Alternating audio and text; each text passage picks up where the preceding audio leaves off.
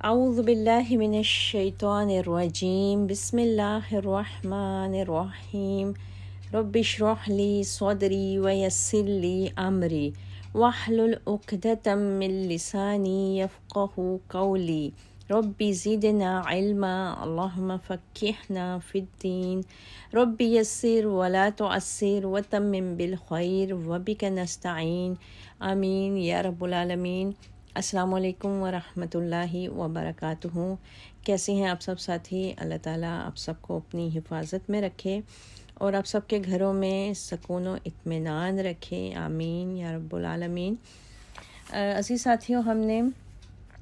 پچھلے لیکچر میں حضرت نوح علیہ السلام کی قوم کا اور قوم عاد کا قصہ پڑھا تھا، اور بہت ڈیٹیل سے دوبارہ سے اللہ تعالیٰ نے اس سورہ ہود میں پیغمبروں کے قصے بتائے ہیں، اور یقیناً یہ ہمارے لیے عبرت بھی ہیں، نصیحت بھی ہیں۔ اللہ تعالیٰ نے ان قصوں کو بارہا قرآن میں رپیٹ کیا ہے، اور ان کو اتنا زیادہ ٹائم جب اللہ تعالیٰ نے دیا ہے تو یقینی طور پر ہمارے لیے یہ بہت زیادہ غور و فکر اور سوچنے کی چیز ہے۔ ہم ان کو محض قصے نہ سمجھیں، یا اگر ان کی بار بار ریپیٹیشن ہے تو یہ مت سمجھیں کہ ان کو سکپ کر کے آگے چلے جائیں، نہیں، ایسا بالکل بھی نہیں ہے۔ ہمیں جتنی دفعہ بھی پیغمبروں کے واقعات قرآن میں آئیں گے، ہم نے اتنی دفعہ ہی ان کو اچھی طرح سے پڑھنا ہے اور ان کے اوپر غور و فکر کرنا ہے، اور ہر دفعہ ایک نئے سے نئے پہلو ہمارے سامنے آئیں گے کہ آخر ان قوموں پہ اتنے بڑے اور اتنے سخت قسم کے عذاب آئے تو کیا وجہ ہوئی کہ یہ عذاب اللہ تعالیٰ کو ان کے اوپر اتارنے پڑے۔ اور ہم اپنی موجودہ زندگی میں بھی ان قصوں کے ساتھ اپنی زندگی کا، اپنے معاشرے کا، اپنے اس زمانے کا، اس ماحول کا موازنہ کریں تو ہمیں جا بجا یہ سارے ہی حالات و واقعات اپنی اسی ایک زمانے میں ہمیں دیکھنے میں نظر آتے ہیں۔ آج ہم انشاءاللہ تعالیٰ قوم سمود کا قصہ پڑھیں گے، لیکن اس سے پہلے ہم نے پچھلے لیکچر میں دعا پڑھی تھی کشتی میں سوار ہونے کی، یا ہوائی جہاز میں سوار ہونے کے لیے یہ دعا ہم پڑھ سکتے ہیں۔ اس میں کچھ تھوڑی سی مسٹیکس تھیں کچھ بہنوں کی،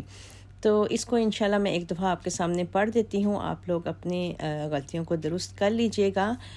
بسم اللہ مجریہا۔ اب یہاں پہ را کے نیچے کھڑی زیر ہے، اس کو ہم نے ری نہیں پڑھنا ہے یا را نہیں پڑھنا ہے، یہاں پہ رے کی ساؤنڈ آئے گی، ٹھیک ہے؟ یہ بھی تجوید کا ایک رول ہے، تو آپ اس کو ضرور فالو کریں۔ کئی پڑھنے میں ری بول جاتی ہیں بہنیں اور کئی را۔ یہاں پہ آپ نے پڑھنا ہے بسم اللہ مجریہا و مرساہا، ٹھیک ہے؟ سین کے اوپر بھی کھڑا زبر ہے، اس کو 2 حرکت لمبا کر کے ہم نے ہا کو بھی 2 حرکت لمبا کر کے اس کو اسٹریچ کر کے پھر اس کو وقف کرنا ہے۔ ان ربی لغفور الرحیم، بسم اللہ مجریہا و مرساہا، ان ربی لغفور الرحیم۔ چلیں آج ہم انشاءاللہ اب اپنے اگلی آیات شروع کرتے ہیں۔ اعوذ باللہ من الشیطان الرجیم، بسم اللہ الرحمن الرحیم۔ وَإِلَى ثَمُودَ أَخَاهُمْ صَالِحًا، اور سمود کی طرف ہم نے ان کے بھائی صالح کو بھیجا۔ اس نے کہا، اے میری قوم، اللہ ہی کی عبادت کرو جس کے سوا تمہارا کوئی الہ نہیں۔ اس نے تمہیں زمین سے پیدا کیا اور اس میں آباد کیا، لہٰذا اسی سے بخشش مانگو اور اسی کی طرف رجوع کرو۔ بلا شبہ میرا پروردگار قریب ہے، ہر ایک کی دعا قبول کرنے والا ہے۔ وہ کہنے لگے، صالح، اس سے پہلے تو ہماری امیدوں کا سہارا تھا، کیا تو ہمیں ان معبودوں کی عبادت کرنے سے روکتا ہے جنہیں ہمارے آباء و اجداد پوجتے رہے؟ اور جس بات کی تو دعوت دیتا ہے اس میں ہمیں ایسا شک ہے جس نے ہمیں بے چین کر رکھا ہے۔ صالح نے جواب دیا، اے میری قوم، بھلا دیکھو، اگر میں اپنے پروردگار کی طرف سے ایک واضح دلیل پر ہوں اور اس نے مجھے اپنی رحمت یعنی نبوت سے بھی نوازا ہو، پھر میں اس کی نافرمانی کروں تو اللہ کے مقابلے میں کون میری مدد کرے گا؟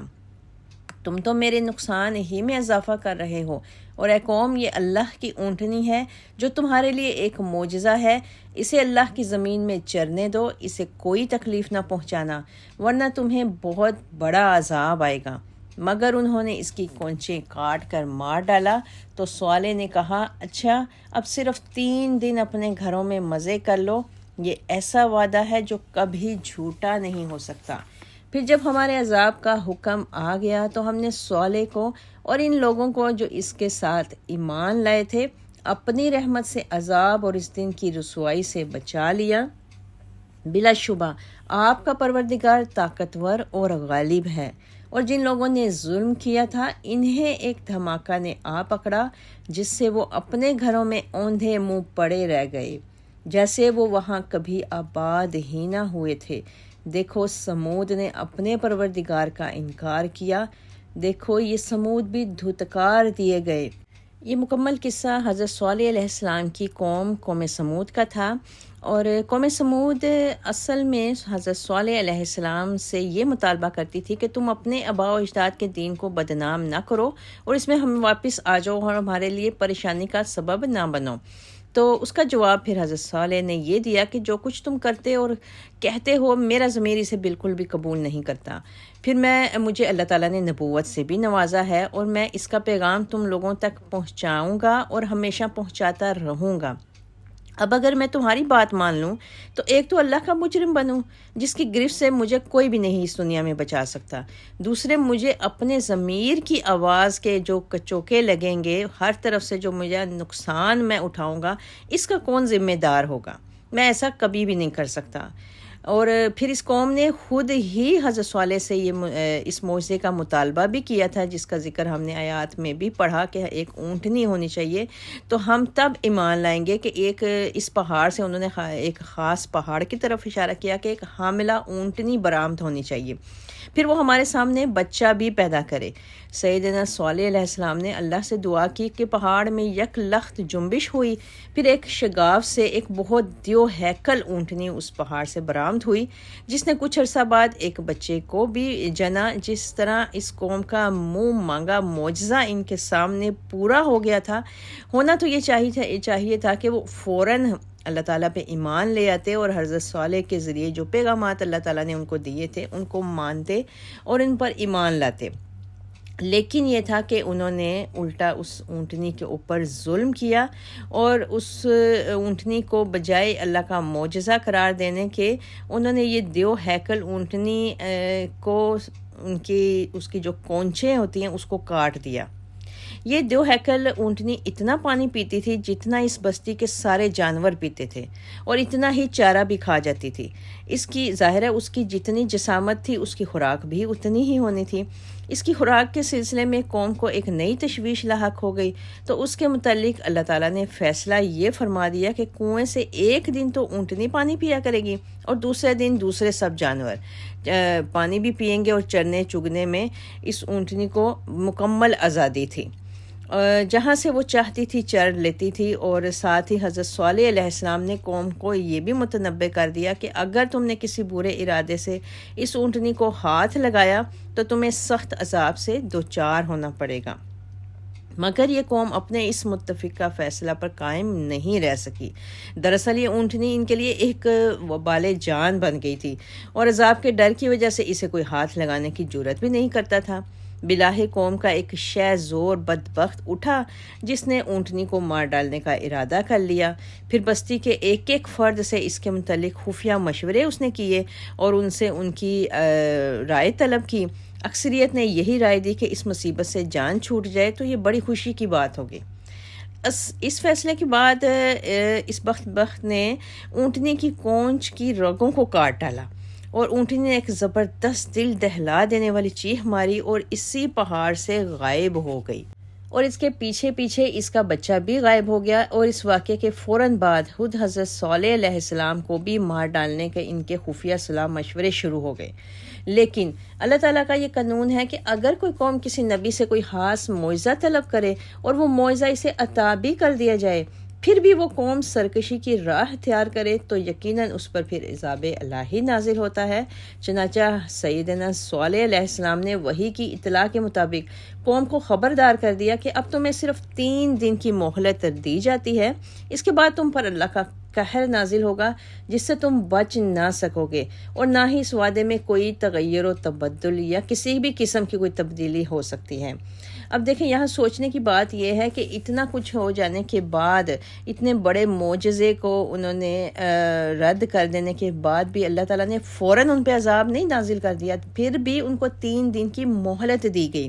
یہ 3 دن کی مہلت ان کے لیے بہت تھی، اگر وہ ایمان لانا چاہتے تو ان پہ ایمان بھی لا سکتے تھے اور اپنے گناہوں سے معافی بھی مانگ سکتے تھے، لیکن اس قوم نے کے مقدر میں عذاب تھا ہی تھا، اور وہ اس عذاب سے دوچار ہونا تھا۔ عذاب کے نازل ہونے سے پیشتر ہی آپ یعنی حضرت صالح علیہ السلام بحکم الہی اپنے ایماندار ساتھیوں کو لے کر فلسطین کی طرف روانہ ہو گئے، اور یہ سب لوگ اس ذلت اور عذاب سے بچ گئے جو اس مجرم قوم پر نازل ہونے والا تھا۔ قوم سمود پر عذاب کی نوعیت کچھ اس طرح تھی کہ ایک تو دھماکے کا عذاب آیا، دوسرا اسی وقت شدید قسم کے زلزلے کے جھٹکے لگنے شروع ہو گئے، اور ممکن ہے کہ دھماکے کی آواز بھی زمین کے پھٹنے اور زلزلے سے پیدا ہوئی ہو۔ اس دوہرے عذاب سے وہ اپنے گھروں میں ہی مر کھپ گئے، اور یہ بستی ایسے ویران اور برباد ہو گئی جیسے یہاں کوئی انسان آباد ہوا ہی نہیں تھا، اور اس کا یہ عبرتناک انجام اس لیے ہوا کہ انہوں نے اپنے خالق حقیقی کو چھوڑ کر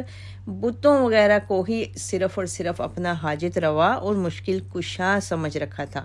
جو ان کے اس آرے وقت میں پھر ان کے کسی کام نہ آ سکے اور نہ ہی آ سکتے تھے۔ استغفر اللہ ربی من کل ذنب واتوب الیہ، آمین۔ اس کے بعد آیت نمبر 69 سے حضرت ابراہیم علیہ السلام کا واقعہ شروع ہوتا ہے۔ وَلَقَدْ جَاءَتْ رُسُولُنَا إِبْرَاهِيمَ،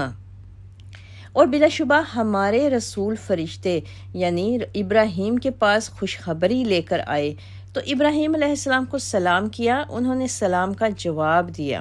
اور تھوڑی ہی دیر گزری تھی کہ وہ مہمانی کے طور پر ایک بھونا ہوا بچڑا لے آئے۔ پھر جب دیکھا کہ ان مہمانوں کے ہاتھ کھانے کی طرف نہیں بڑھتے تو انہیں مشتبہ سمجھا اور دل میں خوف محسوس کرنے لگے۔ یہ صورتحال دیکھ کر وہ کہنے لگے، ڈرو نہیں، ہم لوط کی قوم کی طرف بھیجے گئے ہیں۔ اور ابراہیم علیہ السلام کی بیوی جو پاس کھڑی تھی ہنس دی، تو ہم نے اسے اسحاق کی خوشخبری دی، اور اسحاق کے بعد یعقوب کی بھی۔ وہ بولی، اے ہے کیا میں بچہ جنوں گی جبکہ میں خود بھی بوڑھیا ہوں اور یہ میرا شوہر بھی بوڑھا ہے؟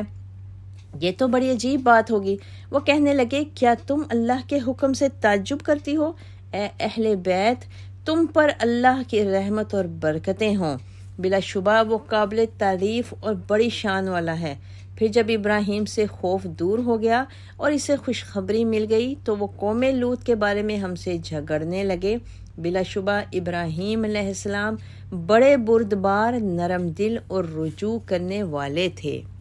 فرشتوں نے کہا، ابراہیم اس قصہ کو چھوڑو، اب تو تمہارے پروردگار کا حکم آ چکا، اب انہیں عذاب آ کے رہے گا جو ٹل نہیں سکتا۔ پھر جب ہمارے فرستادے یعنی فرشتے لوط کے پاس آئے تو انہیں ان کا آنا ناگوار محسوس ہوا اور دل گھٹ گیا، اور کہنے لگے، یہ تو مصیبت کا دن ہے، اور اس کی قوم کے لوگ دوڑتے ہوئے ان کے ہاں آ گئے، وہ پہلے سے ہی بدکاری کیا کرتے تھے۔ لوط نے انہیں کہا، اے میری قوم، یہ میری بیٹیاں ہیں جو تمہارے لیے پاکیزہ تر ہیں، لہٰذا اللہ سے ڈرو اور مجھے میرے مہمانوں میں رسوا نہ کرو۔ کیا تم میں کوئی بھی بھلا مانس نہیں؟ وہ کہنے لگے، تم یہ تو جانتے ہو کہ تمہاری بیٹیوں سے ہمیں کوئی دلچسپی نہیں،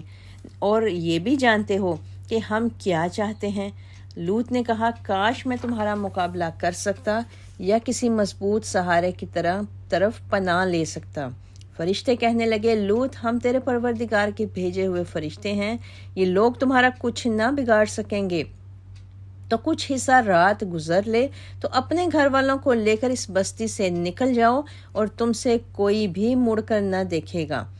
تو البتہ تمہاری بیوی پر وہی کچھ گزرنا ہے جو ان پر گزرے گا۔ ان پر عذاب کے لیے صبح کا وقت مقرر ہے، اور صبح ہونے میں اب دیر ہی کتنی ہے۔ پھر جب ہمارا حکم آ گیا تو ہم نے اس بستی کے اوپر کے حصہ کو نچلا حصہ بنا دیا، پھر ان پر کھنگر کی قسم کی تہ بر تہ پتھر برسائے جو تیرے پروردگار کے ہاں سے نشان زدہ تھے، اور یہ خطہ ان ظالموں سے کچھ دور بھی نہیں۔ اب ہم دیکھتے ہیں کہ اس سورہ میں انبیاء علیہ السلام کے جو قصے بتائے گئے ہیں ان کی ترتیب وہی ہے جو سورہ اعراف میں تھی، یعنی سمود کے بعد قوم لوط کی تباہی کا ذکر ابھی ہم نے پڑھا، اور جو درمیان میں حضرت ابراہیم علیہ السلام کا ضمناً یہاں پہ ذکر آیا ہے تو وہ بطور ایک تمہید آیا ہے، کیونکہ جو فرشتے حضرت لوط علیہ السلام کی قوم کی ہلاکت کے لیے مامور کیے گئے تھے وہ پہلے سیدنا ابراہیم علیہ السلام کے پاس آئے اور ان کو ایک بیٹے کی خوشخبری دی۔ یہ فرشتے انسانی شکل میں آئے تھے اور آ کر انہوں نے حضرت ابراہیم علیہ السلام کو سلام کیا، انہوں نے سلام کا جواب دیا، پھر ان کی مہمان نوازی میں وہ مشغول ہو گئے اور تھوڑی دیر میں ہی ایک بھنا ہوا بچڑا ان کی مہمانداری کے لیے لے کے آئے اور کھانے کے لیے ان کے سامنے رکھ دیا۔ جب ان فرشتوں نے کھانے کی طرف ہاتھ تک نہ بڑھایا تو سیدنا ابراہیم علیہ السلام کو دال میں کچھ کالا محسوس ہوا اور ان سے وہ خوف کھانے لگے، اور بعض مفسرین تو یہ کہتے ہیں کہ یہ ڈر اس وجہ سے تھا کہ ان لوگوں میں یہ دستور تھا کہ جو مہمان کھانا نہ کھاتا اس کے متعلق یہ سمجھا جاتا کہ وہ کسی بری نیت سے آیا ہے۔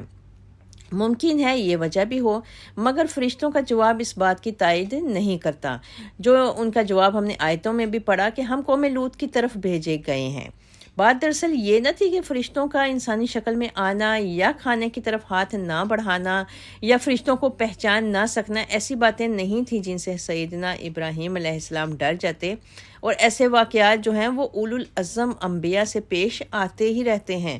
اور پھر فرشتے کا انسانی شکل میں آنا بھی انہی واقعات میں سے ایک ہے، اور اس کا لیکن یہ ہوتا ہے کہ انبیاء کو اس بات کا علم بعد میں ہوتا ہے،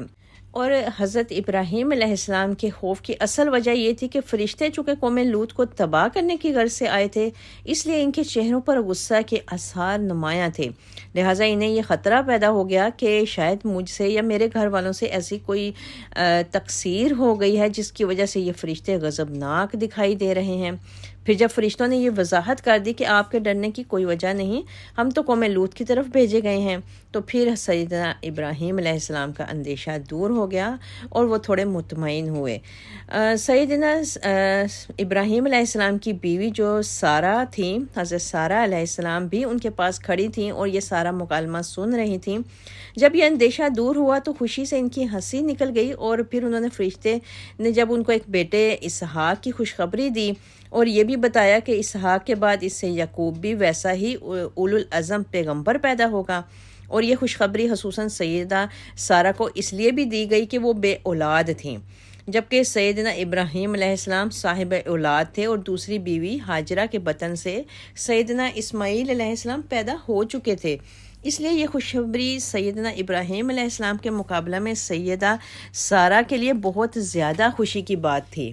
اس وقت سیدہ سارہ کی عمر تقریباً 100 سال سے چند سال ہی کم تھی، اور حیض کی مدت تقریباً ختم ہو چکی تھی، حیض بند ہو چکا تھا ان کا، اور سیدنا ابراہیم علیہ السلام کی عمر 100 سال سے چند سال زیادہ تھی، یعنی وہ 100 سال سے بھی زیادہ عمر کے تھے، لہٰذا سیدہ سارہ کا بطور تعجب ایسے الفاظ کہنا ایک فطری امر تھا، ورنہ انہیں اللہ تعالیٰ پہ کوئی ایسا گمان نہیں تھا کہ وہ اس چیز پہ اعتبار نہ کرتیں، اگرچہ اس میں دل کی خوشی ان کی بے انتہا شامل تھی۔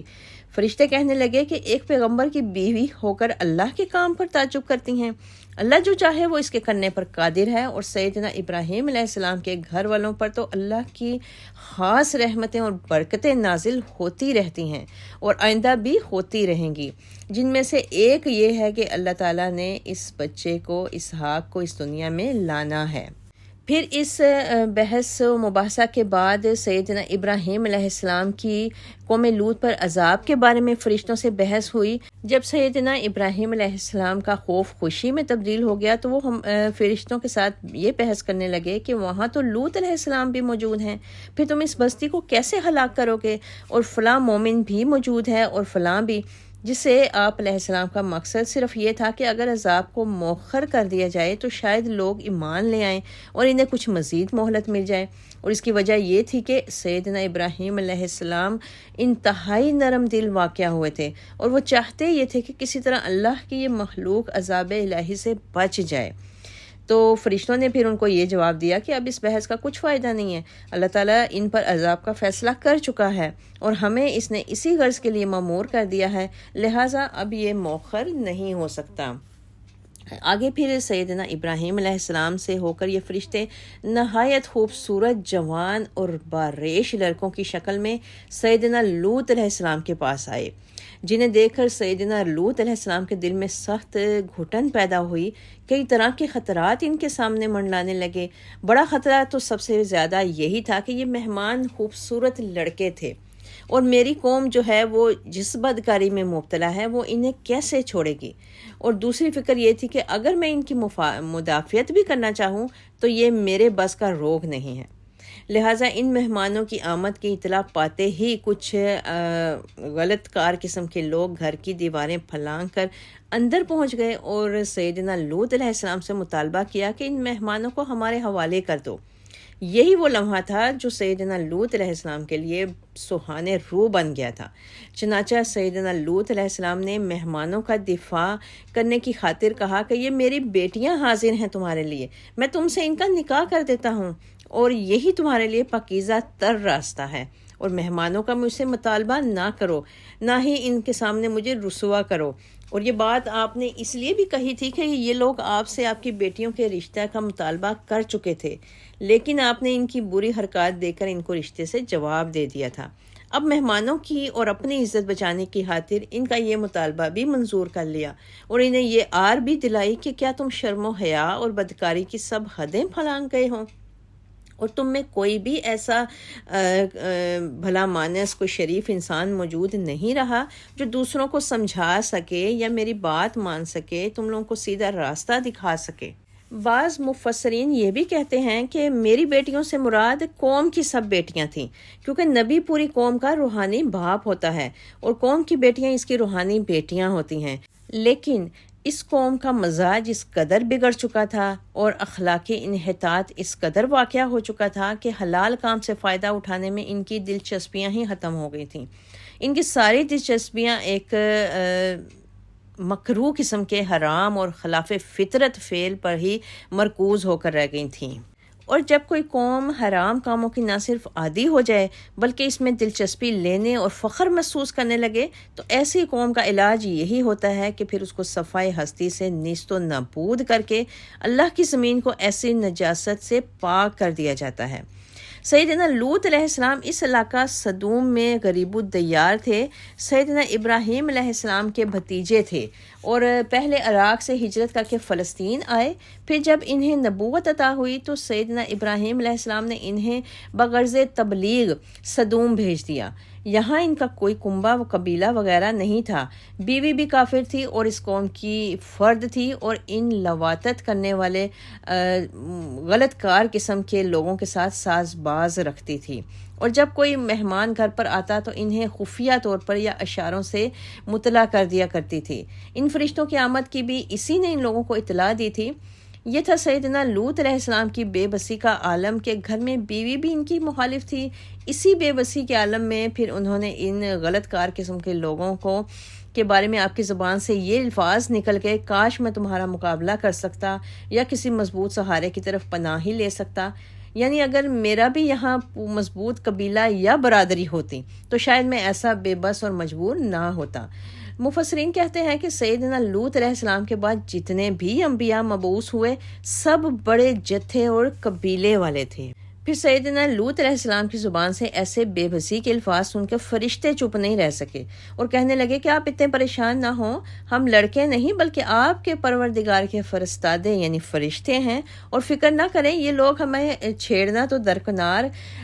ہمارا اور آپ کا کچھ بھی نہیں بگاڑ سکتے۔ اور یہ کہنے کے بعد سیدنا جبرائیل علیہ السلام نے لوط علیہ السلام کو ایک الگ جگہ پر بٹھا دیا اور صرف اپنا بازو تھوڑا سا ان ملعونوں کی طرف بڑھایا تو سب کے سب اندھے ہو گئے، انہیں کچھ نظر ہی نہیں آتا تھا۔ وہ ایک دوسرے سے کہنے لگے کہ بھاگو یہاں سے، یہ لوط علیہ السلام کے مہمان تو بڑے جادوگر معلوم ہوتے ہیں، اور جب وہ بھاگنے لگے تو ایک دوسرے پر گرتے پڑتے تھے۔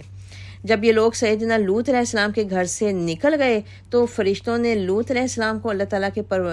جو آئندہ پروگرام تھا اس سے مطلع کرتے ہوئے کہا کہ راتوں رات اپنے گھر والوں کو لے کر یہاں سے نکل جائیں، کیونکہ صبح کے وقت ان پر عذاب آنے والا ہے اور صبح ہونے میں بہت تھوڑی ہی ٹائم باقی رہ گیا ہے، لہٰذا جلد از جلد یہاں سے نکلنے کی کوشش کریں۔ اور دیکھیں آپ کے ساتھ آپ کی بیوی نہیں جائے گی، کیونکہ وہ بھی اس جرم میں برابر کی شریک تھی، اور پیچھے مڑ کر کبھی بھی نہیں دیکھنا۔ مبادہ یہ کہ کسی کو یہ خیال آ جائے کہ دیکھیں تو صحیح ان پر کیا عذاب آیا ہے، جو کہ ایک انسانی فطرت ہوتی ہے، اور وہ بھی کہیں عذاب کی لپیٹ میں پھر نہ آ جائیں۔ یہ ساری ہدایات فرشتے ان کو دے کر چلے گئے۔ یہ وہ عذاب الہی کا حکم تھا جس پر فرشتوں کو مامور کیا گیا تھا۔ جبرائیل علیہ السلام نے شہر صدوم اور آس پاس کی بستیوں کو، جو ان بدکاروں کا مسکن تھا، اس پورے خطۂ زمین کو اکھاڑ کر اپنے پروں پر اٹھایا، پھر فضا میں بلندی پر لے جا کر اس خطہ کو الٹا کر زمین پر پٹخ دیا۔ پھر اس خطۂ زمین پر اوپر سے لگاتار کھل کر پتھر برسائے گئے، اور پتھر بھی عام پتھر نہ تھے بلکہ مخصوص علامت والے پتھر تھے، اور یہ دوہرا عذاب انہیں غضب الہی کی شدت کی بنا پر دیا گیا تھا۔ کہا جاتا ہے کہ ہر پتھر پر اس قوم کے ہر شخص کا نام لکھا تھا، اور پھر وہ پتھر اسی نام والے شخص کے جا کے لگتا تھا اور اس کی ہلاکت ہوتی تھی۔ استغفر اللہ ربی۔ اور پھر اس قصے کے آخر میں ایک آیت جو ہے کہ اور یہ خطہ ان ظالموں سے کچھ دور بھی نہیں۔ یہاں پہ اس آیت کے اس چھوٹے سے ٹکڑے کے دو مطلب ہو سکتے ہیں، اور دونوں ہی درست کہے جا سکتے ہیں۔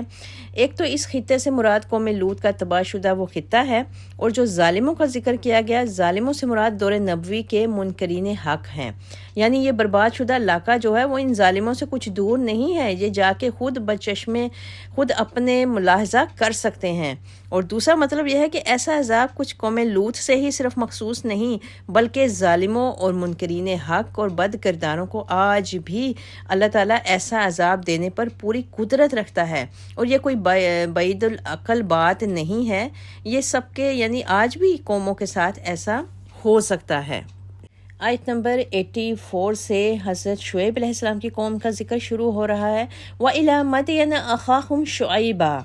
اور مدین کی طرف ہم نے ان کے بھائی شعیب کو بھیجا، انہوں نے کہا اے میری قوم، اللہ ہی کی عبادت کرو جس کے سوا کوئی الہ نہیں، اور ماپ اور تول میں کمی نہ کیا کرو، میں تمہیں خوشحال دیکھ رہا ہوں، اور مجھے ڈر ہے کہ تم پر ایسا عذاب آئے گا جو تمہیں ہر طرف سے گھیرے گا۔ اور اے قوم، ماپ اور تول کو انصاف کے ساتھ پورا کیا کرو، اور لوگوں کو ان کی اشیاء کم نہ دیا کرو، اور زمین میں فساد نہ پھیلاتے پھرو، تمہارے لیے اللہ کی دی ہوئی بچت ہی بہتر ہے، اگر تم مومن ہو اور میں تم پر کوئی محافظ تو نہیں۔ وہ کہنے لگے شعیب، کیا تمہاری نماز تمہیں یہی سکھاتی ہے کہ ہم اپنے معبودوں کو چھوڑ دیں جنہیں ہمارے آباء و اجداد پوجتے آ رہے ہیں، یا جیسے ہم چاہتے ہیں اپنے اموال میں تصرف کرنا چھوڑ دیں؟ تم تو بڑے بردبار اور بھلے مانس آدمی تھے۔ شعیب نے کہا اے میری قوم، بھلا دیکھو، اگر میں اپنے پروردگار کی طرف سے ایک واضح دلیل پر ہوں اور مجھے اللہ نے اچھا رزق بھی عطا کیا ہو تو میں کیسے تمہارا ساتھ دے سکتا ہوں؟ میں نہیں چاہتا کہ جس بات سے میں تمہیں منع کرتا ہوں خود ہی اس کی خلاف ورزی کرنے لگوں۔ میں تو جہاں تک ہو سکے اصلاح ہی چاہتا ہوں، اور مجھے توفیق نصیب ہونا تو اللہ ہی کے فضل سے ہے۔ میں اسی پر بھروسہ کرتا ہوں اور اسی کی طرف رجوع کرتا ہوں۔ اور اے میری قوم، میری مخالفت تمہیں اس بات پر برانگیختہ نہ کر دے کہ تمہیں ویسی ہی مصیبت پہنچ جائے جیسی قوم نوح، قوم ہود اور قوم صالح کو پہنچی تھی، اور قوم لوط کا علاقہ تو تم سے کچھ بھی دور نہیں۔ اور اپنے پروردگار سے معافی مانگو اور اسی کی طرف توبہ کرو، میرا پروردگار یقیناً رحم کرنے والا اور اپنی مخلوق سے محبت رکھنے والا ہے۔ وہ کہنے لگے شعیب، تمہاری اکثر باتوں کی تو ہمیں سمجھ ہی نہیں آتی، ہم دیکھ رہے ہیں کہ تم ہمارے درمیان ایک کمزور سے آدمی ہو، اور اگر تمہاری برادری نہ ہوتی تو ہم تمہیں سنگسار کر دیتے، اور تم ایسے نہیں جس کا ہم پر کوئی دباؤ ہو۔ شعیب علیہ السلام نے کہا، اے قوم، کیا تم پر میری برادری کا دباؤ اللہ سے زیادہ ہے، جسے تم نے بالکل پس پش ڈال دیا ہے؟ یہ جو کچھ تم کر رہے ہو، میرا پروردگار یقیناً اس کا احاطہ کیے ہوئے ہے۔ اے میری قوم، تم اپنے طریقے پر کام کیے جاؤ، میں اپنے طریقے پر کام کرتا رہوں گا۔ جلد ہی تمہیں معلوم ہو جائے گا کہ کس پر رسوا کرنے والا عذاب آتا ہے اور جھوٹا کون ہے۔ تم بھی انتظار کرو، میں بھی تمہارے ساتھ منتظر ہوں۔ پھر جب ہمارا حکم آ گیا تو ہم نے شعیب علیہ السلام کو اور جو اس کے ساتھ ایمان لائے تھے انہیں اپنی مہربانی سے بچا لیا، اور جن لوگوں نے ظلم کیا تھا انہیں ایک سخت چنگھاڑ نے ایسا پکڑا کہ وہ اپنے گھروں میں اوندھے منہ پڑے کے پڑے رہ گئے، جیسے وہ وہاں کبھی آباد ہی نہ ہوئے تھے۔ دیکھو اہل مدین پر بھی ایسے ہی پھٹکار پڑی جیسے قوم سمود پر پڑی تھی۔ حضرت شعیب علیہ السلام کی قوم جو تھی وہ شرک کے ساتھ ساتھ ناپ تول میں بے انتہا کمی کیا کرتی تھی، اور جب انسان حرام ذرائع سے مال کمانے کا عادی ہو جاتا ہے تو اس کے لیے حلال ذریعے سے مال کمانا اتنا ہی دشوار ہوتا ہے جتنا کسی پہاڑ پر چڑھنا۔ حضرت شعیب علیہ السلام نے بھی بارہا ان کے ساتھ اسی چیز پر بحث و مباحثہ کیا، لیکن ان لوگوں نے ہمیشہ ان کو ہٹ دھرمی سے جواب دیا۔ کبھی انہیں ان کے قبیلے برادری کے تانے دیے، کبھی انہیں نماز کے تانے دیتے کہ تمہاری نماز تمہیں یہ سکھاتی ہے کہ تم ہمارے ساتھ لڑو یا ہمیں ہمارے راستے سے بھٹکا دو، کبھی انہیں وہ سنگسار کرنے کی دھمکی دیتے۔ یعنی ان تمام چیزوں کے ساتھ ساتھ وہ یہ بھی کہتے تھے کہ تم اپنا کام کرتے جاؤ، ہمیں ہمارا کام کرنے دو۔ لیکن چونکہ اللہ کا نبی نے ہمیشہ اللہ کا پیغام آخری دم تک پہنچانا ہے، وہ آخری ٹائم تک ان تک اللہ کا پیغام پہنچاتے رہے اور ان کو غلط کام سے روکتے رہے۔ لیکن بالآخر پھر ان کی اس نافرمانی کی سزا اللہ تعالیٰ نے ان کو دی، اور ان پر بھی اسی طرح عذاب آیا جیسا گزشتہ قوموں پر آیا تھا۔ اور اہل مدین پر عذاب کی نوعیت یہ تھی کہ قوم شعیب کا چنگھاڑ سے ہلاک ہونا بتایا جاتا ہے، یعنی ایک فرشتے کی چیخ سے یہ قوم ہلاک ہوئی تھی۔ سورہ اعراف میں ایک زلزلے کا بھی ذکر ہوا ہے، اور سورہ شورى میں عذاب یوم الذلہ کا بھی ذکر ہوا ہے، یعنی عذاب کے بادل صاحبان کی طرح ان پر محیط ہو گئے تھے۔ گویا اس قوم پر تینوں قسم کا عذاب بیک وقت آیا۔ اس سے گنا عذاب سے وہ اپنے اپنے گھروں میں ہی مر گئے، اور اوندھے منہ وہ زمین سے اس لیے چمٹ گئے کہ عذاب کی تکلیف کچھ کم محسوس ہو، اور ان کا یہ علاقہ یوں ویران اور بے آباد نظر آتا تھا جیسے کبھی کوئی وہاں آباد ہوا ہی نہیں تھا۔ اصل میں اس قوم کے اوپر تین طرح کے عذاب آنے کی وجہ یہ بھی تھی کہ وہ شرک تو کرتے تھے، ساتھ ناپ تول میں بھی کرتے تھے، اس کے ساتھ ساتھ ان کی باتیں انتہائی گستاخانہ بھی تھیں، اور پھر انہوں نے اپنے نبی کو سنگسار کرنے کی دھمکی بھی دی تھی، اور یہ بھی کہا تھا کہ اگر تم سچے ہو تو ہم پر آسمان کا کوئی ٹکڑا گرا دو۔ تو پھر اسی مناسبت سے ان پر عذاب بھی آسمان سے بھی آیا، زمین سے بھی آیا، اور پھر بالآخر وہ نیست و نابود ہو کر دنیا سے بے نشان ہو گئے۔ اللہ تعالیٰ سے دعا ہے کہ اللہ تعالیٰ ہم سب پر اپنا رحم و کرم کرے اور ہمیں ہدایت کے راستے پر چلا کے رکھے، ہمیں ہمیشہ اپنا اطاعت گزار رکھے، اور ہمیشہ اللہ تعالیٰ ہمیں وہ کام کرائے جس کے لیے اللہ تعالیٰ نے ہمیں جس مقصد کے لیے پیدا کیا ہے، اس دنیا میں جس مقصد کے لیے اللہ تعالیٰ ہمیں لے کے آیا ہے، اللہ تعالیٰ ہمیں اسی راستے پر چلائے، اور ہم سب کی مغفرت فرمائے، ہم سب کو ہر قسم کے چھوٹے بڑے ہر قسم کی تکلیف دکھ پریشانی سے بچائے۔ آمین یا رب العالمین۔ وآخر دعانا ان الحمد للہ رب العالمین۔ سبحان ربک رب العزت عما یصفون، وسلام علی المرسلین، والحمد للہ رب العالمین، وما علینا الا البلاغ۔